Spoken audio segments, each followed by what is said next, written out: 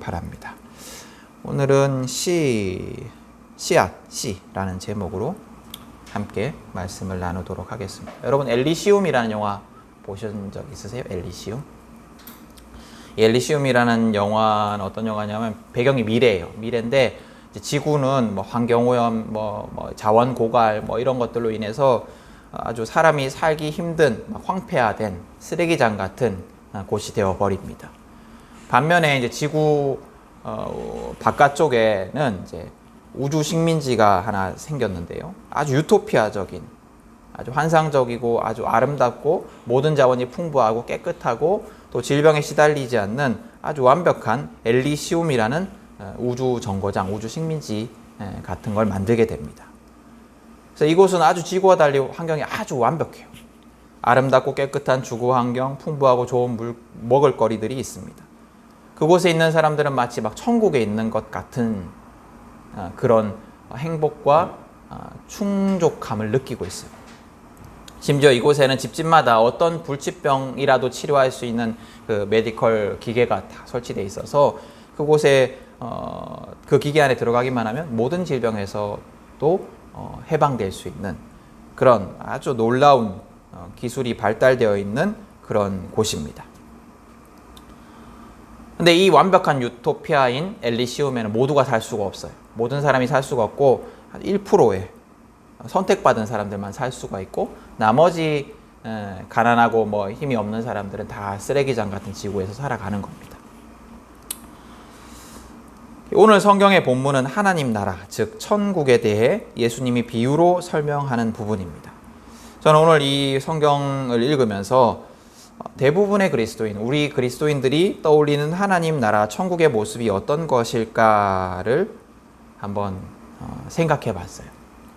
근데 이 하나님 나라 천국에 대해서 이야기하기 전에 확인하고 넘어갈 것이 있습니다. 제가 저번에도 한번 말씀드린 적이 있긴 한데 이 하나님 나라와 천국은 같은 것을 가리키는 단어입니다.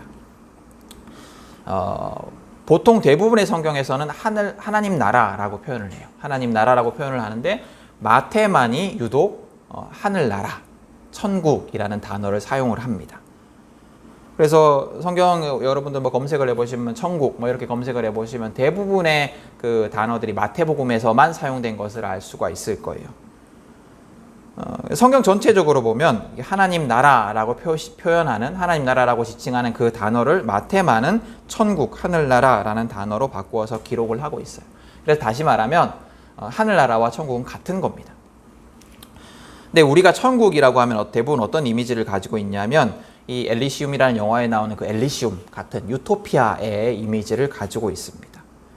그래서 지금 여기 우리가 살아가는 이 세상은 마치 오염된 지구와 같고 죄악으로 오염된 지구와 같고 탈출해야 되는 지구와 같고 우리가 죽으면 엘리시움이라는 아주 완벽한 저 우주 밖에 유토피아인 천국으로 옮겨진다라고 생각을 합니다. 그리고 그곳은 아무나 들어갈 수 없는 곳으로 선택된 자들만이 들어갈 수 있다라고 생각을 합니다. 근데 이런 천국에 대한 이해가 문제가 돼요. 왜냐하면 이게 성경이 가르친 거는 다르기 때문이에요.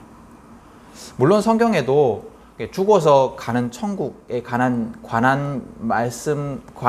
그런 어떤 가르침 같은 구절들이 있긴 있어요. 죽어서 우리가 어딘가로 옮겨진다라는 그런 가르침을 주는 구절도 있습니다. 그러나 더 많은 부분에서 대부분의 성경 구절에서 천국에 대한 가르침은 어디로 떠나는 이미지가 아니고 이곳으로 오는 이미지를 가지고 있어요. 그래서 우리가 말씀을 대할 때 가져야 하는 자세가 있어요. 뭐냐면 내가 알고 있는 것이 다가 아니다라는 겸손한 마음입니다. 그리고 내가 알고 있는 것이 진리다라는 그 교만한 마음을 버리는 겁니다. 우리는 언제나 겸손하게 성경의 가르침 앞에 서야 돼요. 성경이 가르치는 것이 무엇인지를 내가 알고 있는 것들을 내려놓고 들을 수 있는 그런 겸손한 마음이 있어야 합니다. 그렇다면 천국에 관해서 성경은 무엇이라고 가르치고 있냐? 성경의 대부분의 부분에서 하나님 나라는 어떻게 얘기를 하냐면 예수님으로 인해서 이 땅에 온 나라, 예수님으로 인해서 이 땅에 온 나라, 이 땅에 왔다라고 이야기를 합니다. 그래서 예수님이 전하던 것도 하나님 나라가 곧 올 것이다였고 예수님이 부활하신 후에 전하신 것도 하나님 나라가 왔다라는 거예요. 그리고 이미 온 하나님 나라가 곧 완성될 것이다. 미래에 완성될 것이다. 이렇게 가르칩니다. 그래서 어떤 이미지를 가지고 있냐면 우리가 가야 할 어떤 장소라기보다는 하나님의 통치 아래, 보호하심 아래, 하나님의 친밀한 교제 아래 있는 것. 지금 여기에서 하나님의 통치 아래 있는 것. 그래서 지금 여기에 이루어졌고 또 장차 마지막 날에 우리에게 이루어질 곳, 그것이 천국이다 라고 가르칩니다. 그러니까 장소, 어떤 장소라는, 우리 가야 할 어떤 장소라는 그런 개념보다는 여기에서 이루어지고 또 언젠가는 완성될 하나님 나라, 지금 내가 누리고 있고 지금 내가 거하고 있고 그리고 완성될 하나님 나라라는 어떤 통치의 개념, 하나님의 통치 아래 있는 것, 이게 하나님 나라다라고 가르칩니다.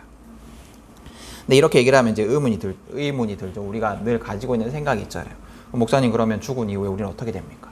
우리 죽은 이후에, 제가 알기로는 죽은 이후에 천국 가고 지옥 가고 뭐 이렇게 간다고 알고 있는데, 죽음 이후에 바로 천국 가고 지옥 가는 거 아닌가요? 이게 지금으로서 제가 지금 여러분에게 대답할 수 있는 것은 확실히 잘 모르겠어요. 죽은 이후에 바로 가는지 어쩌는지 잘 모르겠어요. 왜냐하면 성경이 그것에 대해서 구체적으로 얘기를 하고 있지 않아요. 네. 근데 확실한 것은 뭐냐면 우리가 예수를 믿고 지금 여기에서 하나님 나라의 백성으로서 살아간다면, 하나님의 자녀로서 살아간다면 죽음도 그 사랑에서 우리를 끊을 수 없다라는 거예요. 그러니까 죽음 이후에 즉시 우리가 어떻게 되는지와 상관없이 우리가 지금 예수를 믿고 살아간다면 우리는 영원한 하나님 나라의 백성으로서 살아갈 수 있다는 겁니다. 뭔가 죽음 이후에 어떤 일들이 벌어질지를 두려워할 필요가 없다는 거죠. 죽음 이후에 어떤 세상이 펼쳐진다 하더라도 우리는 하나님의 통치 아래 있고 하나님의 보호하심 아래 있을 겁니다. 그래서 죽음 이후에 어떤 일이 일어날까에 대해서 두려워할 필요가 전혀 없는 거죠.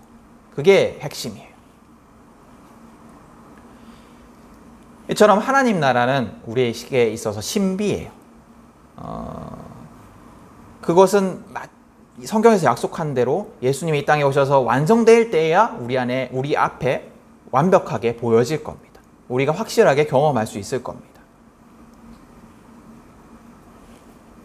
하나님 나라가 어떤 것인지 명확하게 알 수 없다라는 이 사실은 우리가 하나님을 완전히 이해할 수 없는 것처럼 우리를 겸손하게 하고 또 우리의 무지를 깨닫게 하고 우리의 그 알지 못함을, 무지함을 깨닫게 하고 또 겸손하게 합니다. 성경을 볼 때마다 우리가 가져야 하는 놀라움은 이거예요. 우리가 하나님에 대해서 완전히 알 수 없다. 그리고 우리가 모르는 것이 너무나 많다. 그럼 이 부분에 대해서 어떻게 우리가 어떤 자세를 가져야 되냐? 믿음을 가지고 하나님을 신뢰하며 살아가는 것. 이게 우리에게 중요한 거죠. 근데 이제 사람은 되게 아주 막 궁금한 걸 못 찾는 존재예요. 그래서 막 그런 것들을 자기 스스로 막 해설하려고 해요. 성경에 말하지 않는 것들을 해설하고 싶어 하는 욕망이 있어요.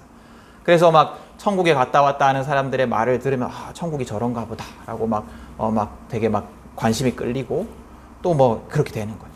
근데 생각해 보면 성경에 보면 죽었다가 살아나는 사람들이 있어요. 그죠? 뭐 나사로도 있고 또 야이로의 딸도 있고 뭐 예수님도 죽었다가 부활하셨어요. 그죠? 근데 이 사람들이 그 죽음 이후에 어떤 세상이 굉장히 중요한 이야기였다면 또 이 사람들이 뭔가를 경험했다면 반드시 성경에 기록되어 있을 것 같아요. 예수님이 내가 죽었다가 살아났는데 거기 이런 일들이 있었어. 이런 말 한마디라도 하셨을 것 같아요. 그죠? 근데 하지 않으세요. 그건 뭐냐? 우리가 알 필요가 없다라는 거예요. 별로 중요하지 않다라는 거예요. 우리에게 중요한 것은 뭐냐면 예수님을 믿고 하나님 나라의 백성으로서 하나님의 통치 아래 살아가는 것. 이게 중요하다라는 겁니다. 그렇기 때문에 우리가 현대에 와서 갑자기 막 많은 사람들이 천국에 갔다 왔다고 막 간증하는 사람들이 있어요. 그런 사람들의 말에 너무 주의를 기울일 필요가 없다는 거예요. 또 생각해보면 좀 이상하긴 해요. 수천 년 동안 기독교 역사 속에서 천국을 봤다는 사람들이 별로 없었는데 제가 알기로는 없었고 또 혹시나 있을 수도 있으니까 별로 없었는데 갑자기 현대에 와서 그 많은 사람들이 생겨났다는 것도 좀 이상하죠. 그죠? 왜 그럴까? 네, 그렇다는 겁니다. 자, 그렇다면 오늘 성경에서는 예수님이 하나님 나라에 대해서 어떻게 비유하고 있을까? 오늘 성경을 보면 첫 번째로 하나님 나라는 어떤 나라냐 하면 하나님을 전적으로 신뢰하는 나라다라고 가르치고 있습니다. 하나님을 전적으로 신뢰하는 나라다. 오늘 성경 26절부터 28절까지 말씀을 보면 예수님은 하나님 나라에 대해서 비유하시는데 어떻게 비유를 하시냐면 땅이 저절로 열매 맺게 하는 씨와 같다. 저절로 열매 맺게 하는 씨와 같다라고 얘기를 하십니다. 하나님 나라는 땅에 떨어지면 저절로 열매를 맺는 그 씨와 같다라고 말씀을 하십니다. 근데 이 비유에서 중요한 등장 주체가 있습니다. 주체 하나는 뭐냐면 씨를 뿌리는 사람이에요. 행동 주체가 있어요. 행동 주체가 있는데 하나는 씨를 뿌리는 사람이고 또 하나는 땅이에요. 근데 이 사람의 역할보다 더 중요한 것은 땅의 역할이다라고 오늘 예수님은 비유로 말씀하고 계세요. 예수님은 비유에서 의도적으로 씨를 뿌리고 낫을 되어서 추수하는 사람의 역할보다 매일매일 시간이 지나며 알 수 없는 방식으로 싹을 내고 자라게 하고 열매를 맺게 하는 땅의 역할을 강조하고 있습니다. 그러니까 농민들은 아무것도 하고 있지 않은데 그냥 뿌려놨더니 땅이 저절로 열매를 맺게 하고 있다 이렇게 얘기를 하고 있는 거예요. 근데 이 비유를 들었을 때 농사를 짓는 사람들의 반응이 어떠했을까요? 저와 여러분 모두 농사를 지어 본 적은 없지만 그래도 상식적으로 농사라는 것이 씨만 뿌려놓고 되지 않는다는 건 알고 있어요. 그죠? 아무리 비옥한 땅이라도 농사는 농민의 땀이 뿌려져야 돼요. 수고가 있어야 됩니다. 하물며 당시 이스라엘 지방은 농사 짓기에 아주 좋은 지역이 아니었습니다. 물이 아주 적은 지역이라서 굉장히 농사를 짓기 좀 까다로웠을 것 같아요. 근데 예수님이 마치 씨만 뿌려놓으면 아무것도 하지 않아도 곡식이 자라는 것처럼 말씀을 하시는 걸 들으면서 농민들이 좀 농사를 짓는 사람들의 마음이 의아했을 거예요. 그죠? 저거 아닌데? 이렇게 생각을 했을 것 같아요.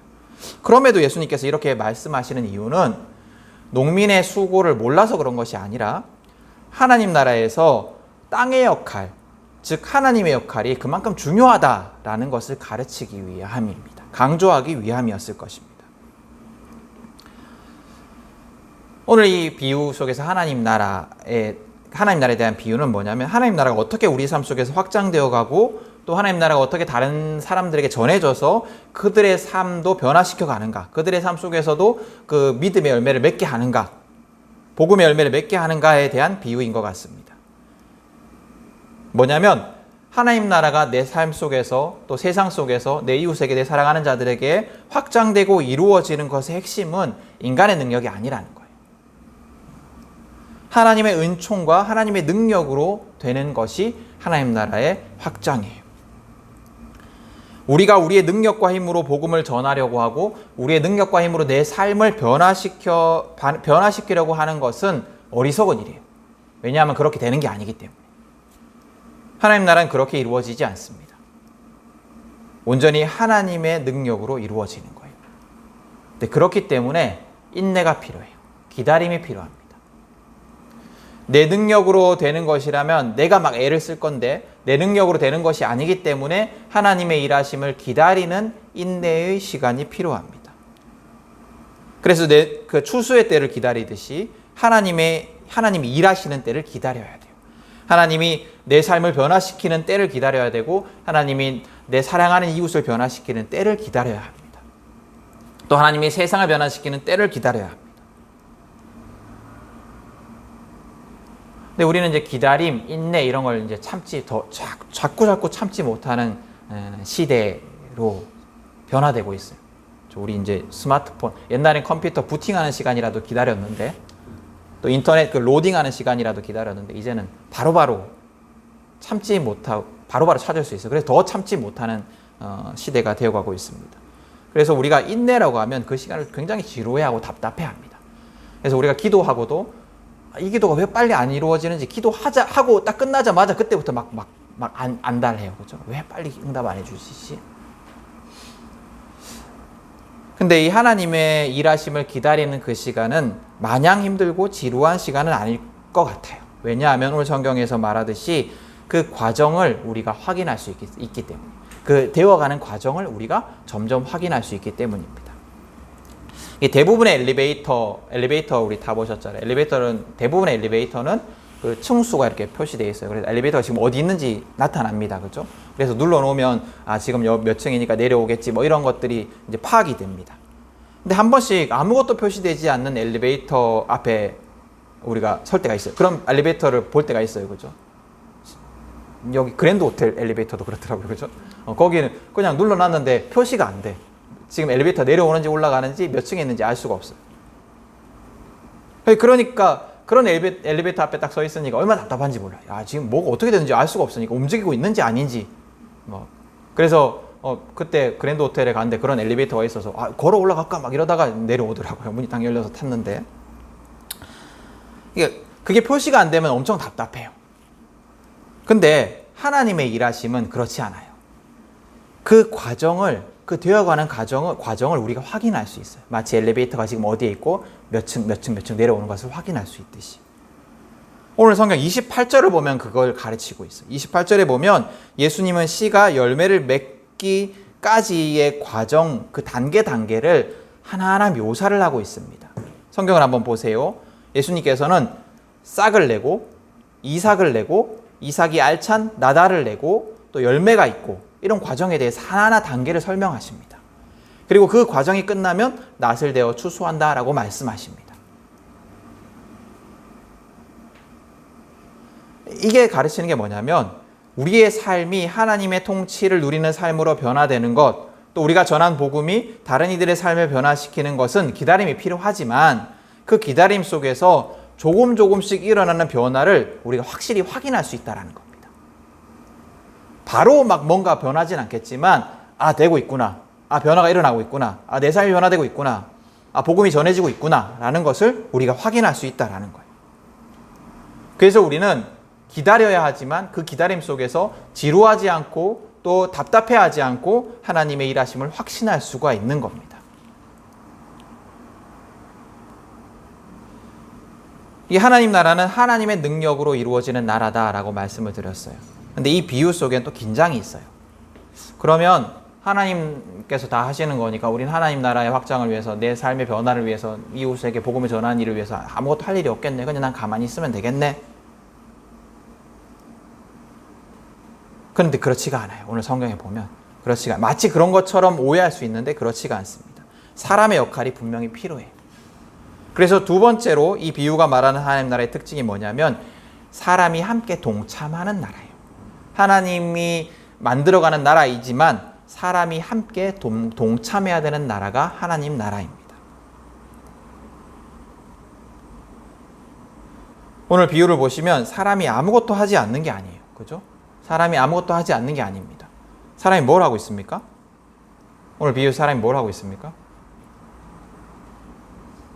대답을 해보시겠어요? 씨를 뿌리고 있죠. 그죠? 씨를 뿌리고 있습니다. 또 뭐 하고 있습니까? 낫을 대어서 추수해야 합니다. 그죠? 그러니까 농부가 해야 할 일들이 분명히 있습니다.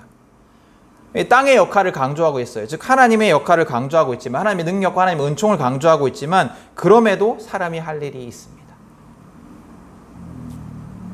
물론 사람이 하는 일이 하나님 나라의 핵심은 아니에요. 그러나 사람이 하는 일이 없어서는 안 돼요.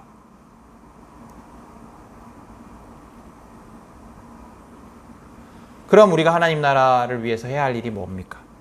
우리는 우리의 삶이 하나님의 통치 속에 거하기를 위해서 노력해야 됩니다. 하나님과의 깊은 교제 속에 거하기 위해서 노력해야 돼요. 하나님 앞에 다가서기 위해서, 하나님의 음성을 듣기 위해서 귀를 기울여야 되고 하나님 앞에 다가서기 위해서 애를 써야 됩니다. 하나님을 떠나서 내 마음대로 살고자 하는 나의 욕망을 억누르고 하나님 앞에 가려는 애씀이 있어야 된다는 거예요. 내 삶의 주인의 자리를 내려놓고 하나님께 모든 걸 맡겨야 됩니다. 그래서 우리가 노력해야 되는 건 뭐냐? 우리가 애써야 되는 건 뭐냐? 뭘 하기 위해서 애쓰는 것이 아니고 하지 않기 위해서 애를 써야 돼요.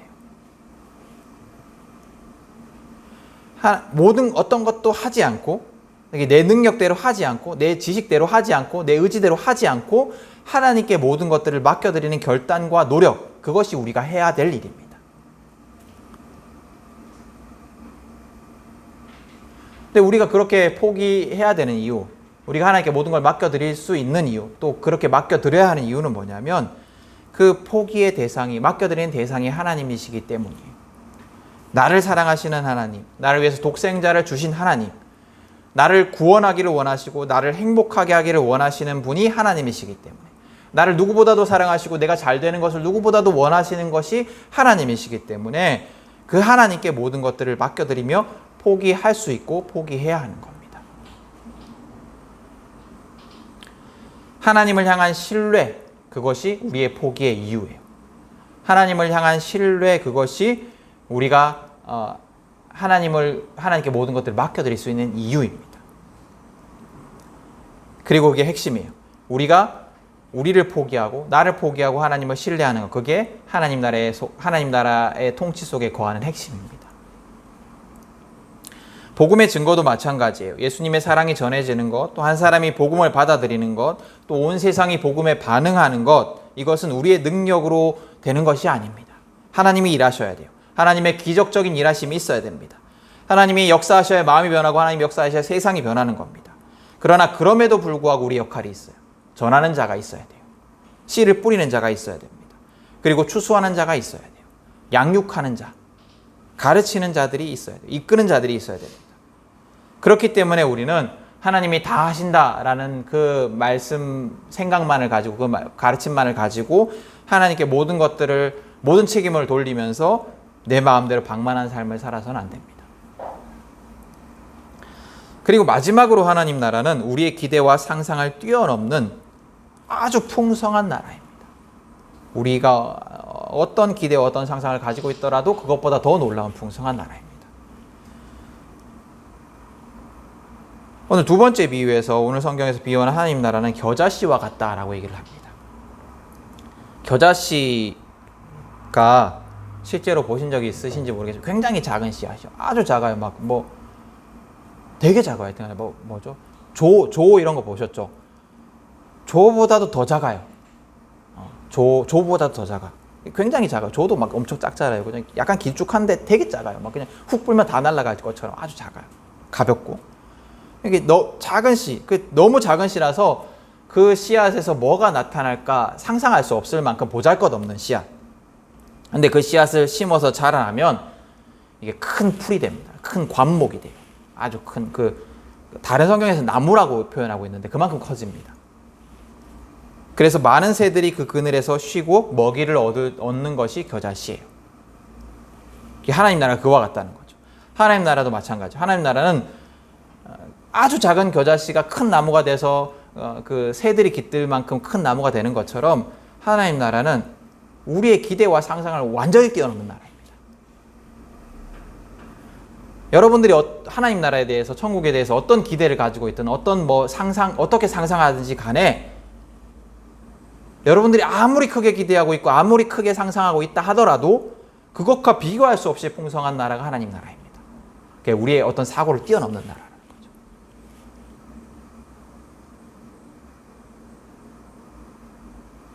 그리고 그 하나님 나라가 우리의 삶 속에서 이루어지고 있는 거예요. 그래서 우리의 삶 속에서 하나님 나라의 그 통치는 점점 더 커지고 풍성해질 거예요. 우리는 점점 더 우리가 기대하고 있는 것보다, 우리가 상상하고 있는 것보다 더 큰 은혜들을 누리며 살아가게 될 겁니다. 그리고 마지막 날이 되었을 때, 예수님께서 약속하신 그 날이 되었을 때, 예수님께서 다시 오신다 약속하신 그 날이 되었을 때는 정말로 상상할 수 없는 큰 복락을 누리는 것이 우리일 거예요. 여러분, 지금 하나님 백성으로서 살아가는, 나는 천국의 하나님 나라의 백성으로 살아가고 있고 나는 하나님 나라를 누리고 있어 라고 고백하는 우리의 삶이 보잘것없어 보일지도 모르겠어요. 뭐 별로 다르지도 않은 것 같은데, 세상 사람들과 별로 다르지도 않은 것 같은데, 되게 막 엄청난 걸 누린다 하는데 잘 모르겠는데, 이럴 수 있을 것 같아요. 지금 내가 하나님 안에서 누리는 기쁨과 평안이 있지만 이게 세상의 걱정과 불안에 비교해 보면, 세상의 걱정과 불안과 비교해 보면 너무 작아 보일지도 모르겠어요. 나 누리고는 있는데 그래도 너무 불안해, 너무 걱정이 많아, 이렇게 살아가고 있을지도 모르겠어요. 그러나 우리가 하나님을 신뢰하며 인내하며 살아가면, 기다리면, 하나님의 일하심을 기다리면 우리가 누리는, 우리 안에 있는 하나님 나라는 점점 더 커질 겁니다. 우리 안에 있는 평안과 기쁨은 점점 더 커질 겁니다. 내 삶을 통치하시는 하나님의 능력이 점점 더 크고 강력하게 경험되어질 거예요.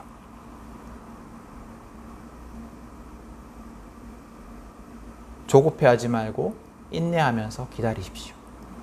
조급해하지 말고 인내하면서 하나님께서 내 삶 속에서 일하시는 그 단계를 확인하세요.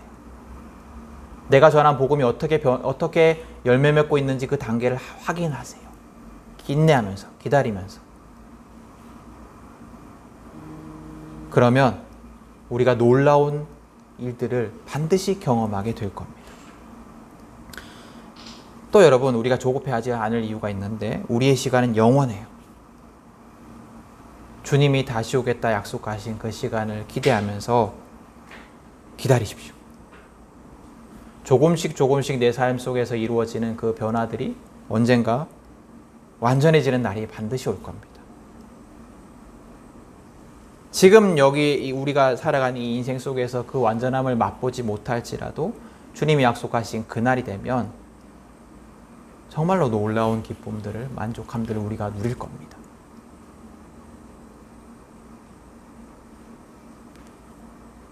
이런 기대가 있기 때문에 우리가 주님의 다시 오심을 바라고 소망하면서 살아갈 수 있는 것 같아요. 그러니까 주님의 이 땅에 다시 오신다면 주님이 좀 늦게 왔으면 좋겠다라고 생각하는 사람들 생각할 수 있잖아요. 근데 그런 마음의 기저에 뭐냐면 그때 되면 내가 뭔가를 주님이 빨리 오시면 내가 뭔가 포기해야 된다라고 생각하기 때문이에요. 내가 좀 더 세상의 즐거움을 누리고 내가 좀 더 기쁨들을 누리고 살다가 주님이 다시 오시면 그러면 괜찮겠는데, 그래서 이제 나이가 어느 정도 들었을 때 주님이 다시 오셨으면 좋겠다 뭐 이런 얘기들을 하죠. 근데 그게 아니에요. 지금 내가 누리고 또 이후에 내가 내 인생 속에서 누릴 것과는 비교할 수 없는 큰 기쁨을 누릴 것이기 때문에 우리가 주님이 속히 오기를 간절히 기다릴 수 있고 기다려야 하는 거예요. 여러분, 우리가 그런 기대 속에 살아갔으면 좋겠습니다. 확실한 미래, 우리에겐 확실한 미래가 있습니다. 예수님께서 다시 오시면, 그리고 또 우리 인생 속에서 점점 더 우리는 하나님 나라의 기쁨과 평안을 누릴 거예요. 점점 더 기쁨을 누리고 점점 더 하나님의 통치하심을 누릴 겁니다. 그리고 예수님께서 약속하신 그날이 되면 정말로 상상할 수 없는 큰 기쁨과 큰 평안을 우리가 누리게 될 거예요. 이 확실한 미래가 우리에게 있습니다. 이 미래를 기대하면서 지금 여기에서도 그 하나님 나라의 기쁨과 행복을 조금씩 누리며 살아가는 우리가 될 수 있기를 소망합니다. 여러분, 오늘 성경에서 가르치는 하나님의 나라 또한 죽어서 가는 저 우주 어디에 있는 장소가 아닙니다. 우리의 삶 속에, 그리고 우리가 사랑하는 가족과 이웃의 삶 속에, 그리고 이 땅 모든 사람들에게 이루어져야 하는 하나님의 나라입니다. 이 하나님의 나라는 인간의 노력으로 되는 나라가 아니에요. 주님을 알지 못하는 많은 사람들이 완전한 나라를 꿈꾸면서 노력을 합니다. 점점 더 우리가 기술을 발전시키고 점점 더 교육을 하고 점점 더 사람의 마음을 정의롭게 만들어가면 우리가 좀 더 나은 세상에 살아갈 수 있을 것이다 라고 확신하면서 세상의 진보를 믿고 살아갑니다. 그래서 이제 그런 얘기도 나오는 거죠. 과학 발전이 되면 우리가 영원히 살 수 있을 것이다. 병들지 않을 것이다. 이런 기대 속에서, 이런 과학 발전의 기대 속에서 세상은 점점 더 완벽해질 거야 라는 기대 속에 살아가는 거죠. 그래서 그런 기대를 가지고 혁명을 일으키기도 하고 개혁을 하기도 하고 교육을 하기도 합니다. 그러나 성경이 가르치기를 그런 세상은 인간의 능력으로 절대 이루어지지 않습니다. 저는 그 뉴스에서 일어나는 범죄에 관한 그 소식을 들을 때마다 이런 생각을 해요. 인간은 정말 옛날이나 지금이나 변함없이 악하구나. 그 범죄함들이 다르지가 않구나. 인간의 욕심과 잔인함과 악함은 언제나 변함이 없습니다. 어젠가도 친아버지가 자기 아들이 아닌 것 같다고 해서 때려 죽였어요. 5살짜리인가 쬐끄만 애를. 이런 일들이 막 계속해서 일어납니다. 이게 예전에도 있었을 것 같아요. 지금도 있는 거고. 똑같은 거죠. 예전이나 지금이나 사람은 잔인하고 악해요. 근데 그럼에도 불구하고 우리가 인정할 수 있는 건 있죠. 뭐냐면 그래도 예전보다 지금은 좀 더 나은 세상이긴 확실합니다. 좀 더 약한 자들의 권리가 보장되고 차별이 좀 더 사라지고 좀 더 평등한 세상, 평등한 법이 보장이 되고 또 가난과 질병에서 상대적으로 해방된 나라예요. 세상이에요. 그럼 이 변화의 이유는 뭘까? 하나님 나라, 그렇게 세상은 인간의 능력으로 변화되지 않는다고 했는데, 그럼 이 변화의 이유는 뭘까? 저는 그렇게 생각해요. 이건 사람의 노력이 아니라 하나님이 하나님의 사람들을 통해서 일하신 결과다. 하나님이 예수 그리스도를 믿는 자들을 통해서 일하신 결과가 좀 더 나은 지금 누리는 이 세상이다. 예수 그리스도를 믿는 자들이 세상에 전한 그 그리스도의 사랑 때문에 세상이 점점 더 변화되고 있다라고 생각을 합니다. 그래서 우리가 악한 세상 속에서 절망하지 않을 수 있는 것은, 사실 저는 뉴스를 볼 때마다 막 정말 이렇게 이런 악한 세상이 있나라고 절망할 때가 많아요. 그래서 주님 빨리 좀 오셨으면 좋겠다 이런 생각을 할 때가 있습니다. 근데 그런 세상 속에서 절망하지 않을 수 있는 이유는 하나님 때문이에요. 하나님이 방금 말씀드린 대로 하나님의 사람을 통해서 세상을 조금씩 변화시켜 가고 있습니다.